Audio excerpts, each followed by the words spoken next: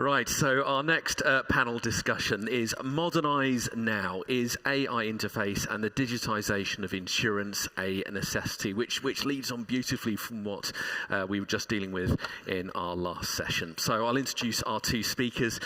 We have Chris Moore, head of Apollo iBot 1971. Chris has been with Apollo since 2013 and was instrumental in the setup of iBot. And we have Elliot Green, sales director at Genesis. Elliot joined Genesis in 2022, taking up the sales director position with over 18 years of experience working with insurers and MGAs on their transformational software projects. So if you give them both a warm welcome to FinTech Live, please. Thank you. Right, from a starting point, we all love tech. If you don't, you're probably at the wrong event. In fact, you're probably quite disappointed unless you have a particular affiliation to a certain flavour of ice cream. But if we think about it, there's new models, there's new innovations, there's new suggestions all the time. And for a lot of people, it could seem a little bit much, when you're having to constantly update or get the new version or get the new model. But when we're looking at digitisation within an AI, within insurance, using smart tools, is it really necessary for the future of insurance? This is what we're going to look to dig into over the next half an hour or so.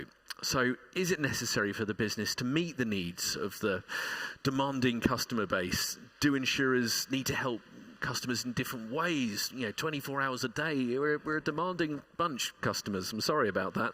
So is digitisation of insurance, is it the answer? Is it the future, or is it just another gimmick? Is it just tech for the sake of tech? So that's what we're going to dig into.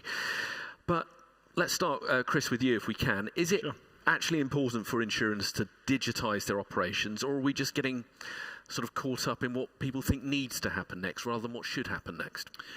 I think it's undoubtable that we have to digitalise as an industry. I think too often, and I am an insurer, right? So I work for an insurance company, I run a Lloyd's syndicate.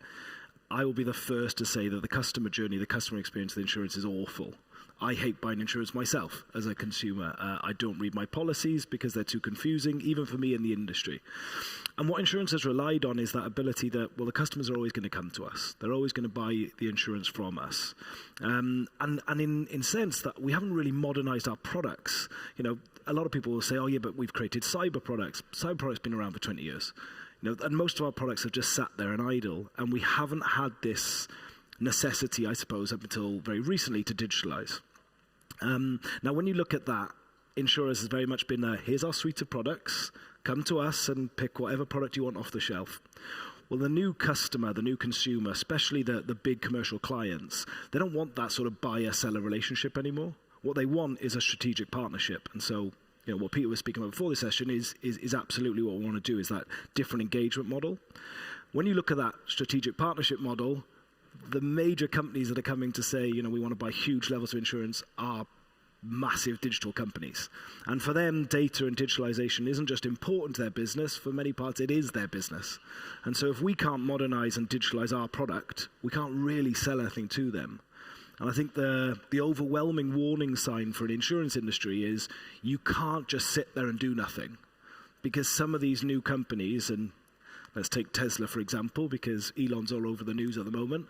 Elon's the warning shot to insurance to say, if you don't modernize and you don't look at new data and you accept that new data and build it into your product, accept an evolving risk, which is, he would say, his Tesla vehicles, then we'll insource insurance. So he's very open with creating his own insurance company, and that for me is quite scary. Do I think Elon could raise capital and create an insurance company? Yeah, I probably do. And I don't think he wants to be an insurer. It's not that glamorous. But I think he's doing it because he's saying, I refuse to allow an industry to be a blocker of where I see the future. And that's why I think we have to digitalize. So if we don't, rest assured, someone else will. Someone else will. Someone else will. They'll disrupt, and then you're chasing your tail anyway. Completely. Elliot, I'll put that to you as well. Yeah, so I think just to pick up on what you said there, and a presentation I saw first thing this morning on payments, the guy who was presenting said one of their customers, I think, was Carlsberg. They used to take the beer and collect cash and go back. And he obviously was all around payments and how could they digitize that. And actually it stopped the whole process of the drivers having to carry around huge amounts of cash with them, the business having to have that cash, bank it, all of that process goes away through digital payments. And it's a really simple, that there's benefits on both sides to the digitalisation. It's not just the customer, but obviously the end customer is becoming a lot more demanding because all of these services, and whenever you sit on a panel like this, they always say, well, insurance is kind of the last one in the e-commerce world.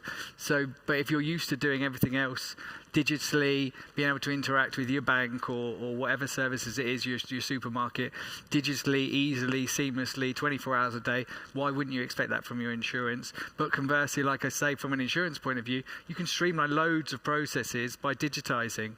And so having a platform that is built digitally means that actually you don't have to have all of these admin people going around banking the money in the banking example, whatever the process may be. You can wipe all of that out and use technology to facilitate those processes. But I guess if it was easy, everyone would have done it by now. But let's look at, say, the challenges for, say, maybe the older, more established heritage insurers trying to digitise their operations. What do you see as the big challenges for them? Is it the fact that there might be an atmosphere of, well, we've always done it this way. Why do we need to change? Is that the biggest challenge, or are there others in play? Yeah, go on. Sorry. Oh, yeah. So I watched Beazley present over there yesterday, and obviously that's a huge insurer, loads of legacy tech, and the guy James from Beazley said they had 10 or 15 different policy admin systems, and we provide our own digital policy admin system. So we see this all the time. Big insurers have loads of different policy admin systems. Some of them you can't even push and pull data. There's no integration there. They may build a digital layer on top to try and make that work. But I think, obviously, and I've got to say this because I'm from Genesis, but it starts at the core platform. If you've got a digitally enabled core platform, then obviously that is a good starting point. But from a legacy point of view, and for insurers that have been around a while, they're going to have all of these different pockets of old technology, and how can they use the data. And obviously the guy from Generali saying we need to get that data and be able to use it. If it's all over the place, you really need something to bring all of that together and be able to interact with it. And maybe, like I said, I've seen insurers before building a digital layer on top of all of these and then replacing kind of the core systems one by one, because they're really not, if you've got an admin system that you built 20 years ago, it wasn't designed for today's e-commerce world. And so there's definitely a ton more challenges for legacy insurers than there is if you come and build something now. Modern tech, we can easily pass this to the internet, we can take payments, we can do all of this stuff. It's built into the DNA of the model. You don't have to unpick it all, which is the problem, unfortunately, if you've got legacy technology within a legacy insurer. Chris? I hate the narrative around legacy technology. It's an absolute wall that people hide behind. I think when you peel that back, it's culture. If you don't have a client-first culture, then you won't embrace change. And for me, I think you're going to be a real challenge for your business going forward. So at Apollo, I focus entirely on digital risks, and the major risks that I write are new mobility and sharing economy companies. Some of the more challenging business you can write, and I'd love to think that I had this foresight in 2013 that was the big growth area. I didn't. I sort of responded to an invitation to have a discussion, and that discussion was with Airbnb. And so I went into their office in the classic London underwriter outfit. I had black shoes, full suit, tie. Looked great for an insurance person. And the Airbnb person sat across from me, said, "Look, never wear that in our office. We associate people dressed like you as people who take a long time to say no. And that's not what we want in our business." And so we had to make this cultural change to go, all right, let's try and do something different. Let's try and understand what a tech company really wants. And what was fascinating about that area, and I think this is what we're seeing as a huge shift in insurance, is they weren't buying balance sheet protection, which is what we're used to selling to FTSE 500 companies and Fortune 500 companies. They're actually buying insurance to enable the growth of their business, because you're not going to put your home and allow a stranger to stay in it unless there's a protection there. And so all of a sudden, they were building a completely different product, but it was a completely different distribution model. And when you start thinking about that embedded insurance opportunity, it is huge. Just to put in perspective, Airbnb today would spend some of it, they would retain within a captive, but it'd be in a region of about $500 million. of insurance. That's a humongous insurance purchase that people don't realize that that's how big it is. They've just launched their travel insurance product. Who's to say that Airbnb don't say, okay, for those hosts that put their homes onto our platform, I know so much about that home, I know so much about that person, why can't I offer home insurance? Why can't I take it on the Lemonade model? And so I think when insurers understand that you can make partnerships on a commercial basis with people like Airbnb and sell huge amounts of product, and so Airbnb, rather than become an insurance company, become your distributor, your new broker, or your super managing general agent, I think that's when you start to see that real opportunity that, we don't need to sell to individuals. And individuals actually trust Airbnb a lot more than they trust insurance companies. So is it beyond them to buy home insurance from Airbnb? I don't think so. No, not at all. And that's the opportunity for me. Well, let's move on to the next part of this, really, and that is bringing in AI and how that comes into play. For both of you, how big a role do you see AI playing in the insurance ecosystem as we go forward? I think, from my point of view, having dealt with many different kind of insurers and MGAs, I think, and we actually, to be completely honest, we at Genesis build out an ecosystem. So we're a core platform, but we have all of these partners that can do a load of stuff. We don't want to build our own AI models. We don't want to build, other rating engines, all this stuff that we integrate to. We're all about ecosystem. And so we wanted to get some AI for data ingestion, and I must have met with 30 different providers who said they did AI, and a lot of it was, when you got into the crux, it was either clever code or machine learning. There isn't actually that many kind of genuine AI models, but I think people like to put AI as a label on it to say, look, we're doing this, it's really cool. It's a buzzword that people kind of lean off, and I think there's a few, as I mentioned, kind of the data ingestion that we wanted to use an AI model to bring in data to our platform. There's definitely some use cases there, but I think the bulk of insurers and MGAs that we deal with could benefit from automation over actually trying to kind of reinvent the ocean over here. Actually automating a load of processes and using technology to do that is a good starting point to then, I think in the future, AI models will become more and more prevalent. There's AI underwriting and stuff that's already going on, but I think for the bulk of people in the market, just doing some automation is a good first step before getting onto that kind of processing. Yeah, I look at AI and the role that it's currently playing and what we see as the future opportunity, and I don't think many insurers have absolutely nailed what their key data strategy is to begin with. I do a lot of business with Lyft, the rideshare company in North America, and I'll always remember the risk manager saying, look, you're just a data vampire, the insurance industry. You suck all this data out and you don't even know what to do with it. And for the most part, he was right. I remember meeting with Allstate in CES in 2018. They weren't using any of their telematics data for pricing. So they're collecting all this data and not even using it. And I think that's the challenge is we need to understand there's infinite amounts of data available, but you have to have a strategy of what you're using that data for. I mean, if you take a motor setting, which is probably the easiest setting, right? You tend to have a vehicle, you know where it's stored, you roughly know where it's driving. You don't know the specifics of how it's driving, et cetera, right? So you're looking off at data metrics of maybe, in the commercial setting, 4 or 5, 6 different rating factors. Well, with all the data available with connected technology, with telematics, with geospatial, I can pull APIs of weather, daytime, nighttime, all of these sort of things. I can create the most sophisticated model that tells me on a usage-based exactly what the cost of risk per mile is, which is really, really powerful. But no one's really selling that to the consumer because the consumer hasn't seen the benefit or hasn't sold that to it. So that was going to be my next question. Once that goes to the consumer, how do we feel that the consumer will understand and appreciate that? Will they be confident in it? Is it a tough sell to them? So like I said earlier, the major tech companies that we partner with, data is their business, right? That's their IP, right? That's what they are. They don't own any assets. So if I said to Lyft, oh, we're using AI, so send us your data, we're going to do some amazing things with it. I mean, that's the scariest thing ever for a company to say. It's never going to happen. And so we have to get away from this. You send us something, we'll do something, or we'll give it back to you. You've got to invite them into the conversation, a partnership, and say, right, let's think about something together. We think there's a huge amount of value in a Lyft or an Uber type platform, transitioning from, rather than showing the consumer this is the quickest route to get to your destination, can we use all that data available, whether it's live traffic data, live incident data of roads, whether it's weather conditions, traffic conditions, all the vehicle conditions, who the driver is, and then you can start saying, okay, this is the quickest route with the quickest driver available, or I can charge you half what I was going to charge you. It's 6 minutes longer, but this is the safest route. Then you've got a business case to an Uber or a Lyft to say, actually, a partnership with us and using AI and having a clear data strategy can help grow your business, can help increase your revenue. Then it's a very different conversation.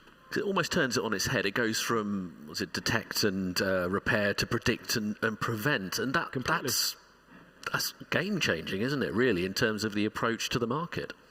I think, to pick up on a little bit of what Chris said there, was it's not really necessarily about AI, it's about what are you going to get out of this, and it has to be simple for people to understand it. And so I think if the overall goal is to say, okay, you're going to get here, it's going to, you're going to complete your journey, it's going to be 6 minutes long but loads safer, AI doesn't necessarily need to be part of the conversation. The end product is, this is safer for you, you should follow it. If AI is the route to get to that, that place technology-wise, then it should be used. But if you can just use an algorithm with data coming in and feeding data into your platform and then running an algorithm across it, then maybe it doesn't necessarily have to be AI. I think it's about what's the benefit to the customer, what's the benefit to the insurance company, whoever it is. As long as you can explain it, and we do this a lot where we say, this is the benefit to you. They don't necessarily want to care how you got there in the first place.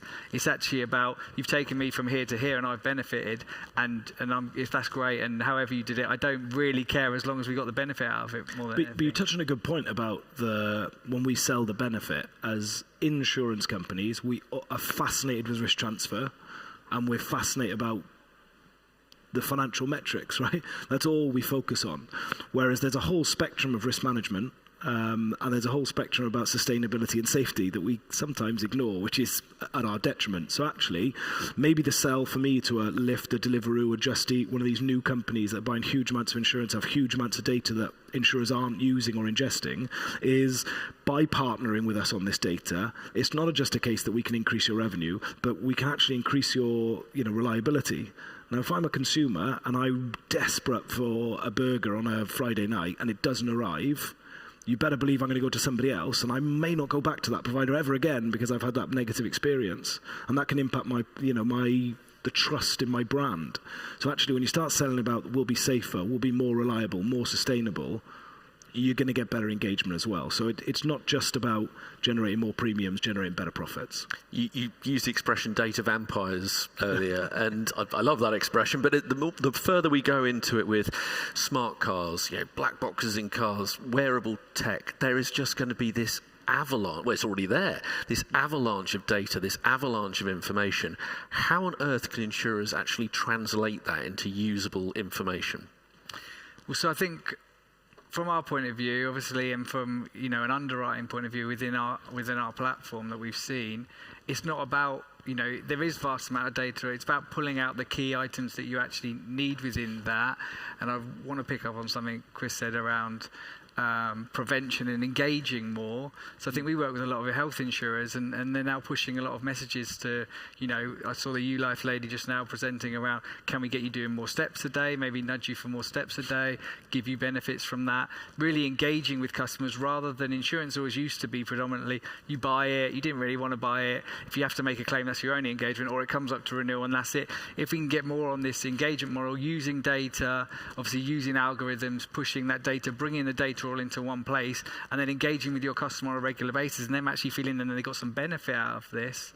Obviously, they were talking about more steps you do, the more I think currency you can get within ULife, and we do a lot of that with our health insurance customers as well, where they're engaging to have more positive outcomes for the customer and actually rewarding them based on that. Because at the same time, where you were talking about kind of risk management and risk prevention, it benefits from an insurance point of view as well, because in the health insurance example, if people are doing more steps, then the ULife lady said 80% of the illnesses that people were getting was based on their lifestyle. So if you're going to have less claims on health issues, if they're doing more steps, so it benefits, again, both sides. It benefits the consumer and they get these rewards. It also benefits the insurer because a lot less claims are then coming in from an insurance point of view. So I do think it's about using data in the right way to engage with your customers more. Yep. Okay, well, time is almost against us, actually. Let's go to any questions from the room. There's plenty more I'd like to ask, but any questions from the room? I know Marcus has got the microphone at the back. Do we have any questions for the panel in the room, please? My favourite ice cream, by the way, pistachio, just in case. Thank you. Thank you. Do you have a favourite one there as well? I know I'm putting you on the spot, and I do apologise. I'll go strawberry. I'm not. That's fine. I think we did have a question here. Yeah, the microphone's on its way, and then over there. Thank you. Thank you. Hello. So my name is Samira. I come from Reliance Insurance. I'm a director. Lot of very exciting and important information I've just heard. So my question is, I'm really all for the embedded insurance that we just talked about. I mean, you guys talked about, and also the car insurance. Why don't we pay per mile? Because I only drive in the weekend, so paying huge amount of premium every month doesn't really suit me. So my question is, I have actually read all about insurance in cars paying per mile, but I heard some places that I may have to carry a small device just because they can monitor me.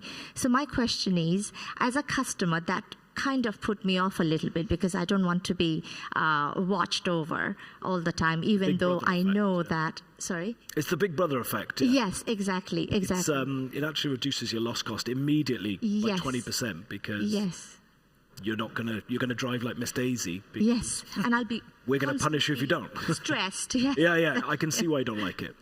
So how would you, as an insurance company, if I want to sell such products, how would you go about it? So one, it's obviously, beneficial for my lifestyle, but on the other hand, is the data scrutiny or Big Brother effect, as you said. Thank you.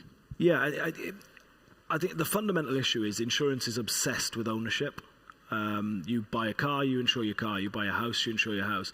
And what we need to transition to in the way that we live in our lives because of the digital enablement of these new businesses is transitioning to a usage-based service. So I'm a big believer in it, but you have to incentivize people. And if you get that sales pitch wrong, you scare people. But if actually you flip the sales pitch to say you live a busy life, you're doing this, you work multiple places, or you go to different places, you don't know when or how much you're going to use your car, we've got the right product for you, it's tailored for your lifestyle, and you only pay for when you use it, and you can save a huge amount of money rather than paying for an idle car sat on your driveway. All of a sudden it doesn't sound as scary, right? It sounds actually, that product is made for me. Why aren't I buying this? You don't necessarily need black box technology. It's moved a huge amount from there. You can really do it from your mobile phone now. The major part for an insurer of why you're not embracing it and why we're not seeing a lot of that product is the current model works really well for a lot of insurers. And until you get that consumer buying for that product, and they're going to continue to do what they do, that's why I think you're going to see a lot of the car companies will absorb that. So if you listen to Toyota, they don't even call themselves a car company anymore. They call themselves a mobility business. Ford are very open in the public domain saying we will never sell people a car in 5 years. You will lease our product. And so what you'll see is car insurance will become an embedded insurance product in the service that you have. Even more so when we hit autonomous vehicles, because none of us will need to own a car anymore. So that insurance, which is more than 50% of the world's insurance premium spend is motor, I don't think personal lines motor exists in a few years. So you don't need to worry too much for long, in my opinion. So just to pick up on a couple of things there. So one of my former clients, Buy Miles, do exactly what you're talking about in terms of usage-based insurance. You pay per mile. There's kind of a trust issue, I guess, here really is what you're saying. And I think it's from both sides. Insurers need to learn to trust their customers more and vice versa. I don't think there's a whole lot of trust in the insurance industry. Whenever you talk to anyone about insurance, they say... I can't we sell a promise and we say we can't trust people. People always talk about the times that their insurance didn't pay out. But Buy miles use an app, I think, now anyway. So as Chris was saying, you can use an app for that kind of tracking. But if you want to pay by the mile, I think you are going to have to give that up. But at the same time, it's about, as Chris said, rewarding people. So I think when you look at surveys now, people are willing to give up their data as long as they get a benefit from it. So if it's going to save you hundreds of pounds on your insurance, then I'm sure you would do that. And I think a lot of these companies are now saying, look, we're not looking to, catch you out. And if you were sped here, we're going to do this or that. It's not really about that. It is just about making sure that they're charging you in the right way. But we need to the trust needs to be built up, I think, a little bit more within the industry as a whole for that to start being felt by consumers. I know we're running out of time, but one of a great example of where we're not using data in terms of a product would be at like Avis or Hertz Rental Car or any of the big rental car companies. If all of us walked in today and said we want the car for 3 days and we all want this exact same car, we would all pay the exact same amount for insurance. And I'm awful at driving. And we all different age profiles, we all have different ways of driving. That makes no sense. And the only reason that exists because there isn't insurers willing to say, I can take all that data and I can create a pricing model based off individual characteristics and individual characteristics of the car and how they're going to drive. So that is, if there's not an opportunity to create a new insurance product that's tailored to the actual use of the vehicle rather than just the vehicle itself, I think that's the biggest example for me. Okay, thank you, Chris. If you're worried about trust, you should be a journalist at the moment. We're somewhere in the sphere of politicians and traffic wardens, I think, at the moment. We've got time for literally one further question. I think we had one more at the front. If we can keep this fairly brief, and then you can all get off for your lunch. Sorry, the insurance companies are very slow. It's usual for them. And changes in 10 or 20 years, it's quite common for them. Maybe it's better to take the younger nation because they are easier for their own information and their own private stuff. And when they'll grow in 20 years, they will be already in this scheme, and it's easier for insurance company to switch for that period. And if the current nation is ready to change, they'll do it themselves and not spending time for this. So it's more along the lines of the customers will be ready for this. Yes. In time. Yes. Is that? Do you see that being almost like an organic process, or is it going to have to be forced? I suppose. Yeah, I think, like I said, I think the major brands, the big car manufacturing companies, the big tech brands like an Airbnb that are trying to transition the way that we travel, I think they ultimately will build embedded insurance products for you to save you that ability, right? So they're creating insurance products to keep you coming back to their service, right? So if you've ever been to an Airbnb, and Airbnb charge a lot for it, you stay in a lovely place and say, hey, next summer I want to come back and use the same Airbnb. Can we do it off the app and we all save some money? The beauty is they'll say, no, I need you to book through because when you book through, I get insurance and that protects us. That's a really valuable proposition when you embed insurance like that. I don't like buying insurance, like I said. If Airbnb said, with your products and services, we've taken care of your insurance, you don't need to worry about it, that sounds great. It's very appealing, isn't it? And Elliot, if I can give you the final word. Yeah, so I think it's just about the right timing and the right product, very much building on what Chris said, no one wants to go out and buy insurance, but if you're, getting a rental car or you're using an Airbnb and the insurance right there, it's what you need at the time. It's not a product you've bought before. It might be a little bit different, but it covers you for what you need. That's the best sale and the best way to engage with customers. Right time, right price, right product. Chris, Elliot, thank you very much indeed. We will take a networking break now to grab some lunch as well. But if you could show your appreciation to Chris and Elliot. Thank you.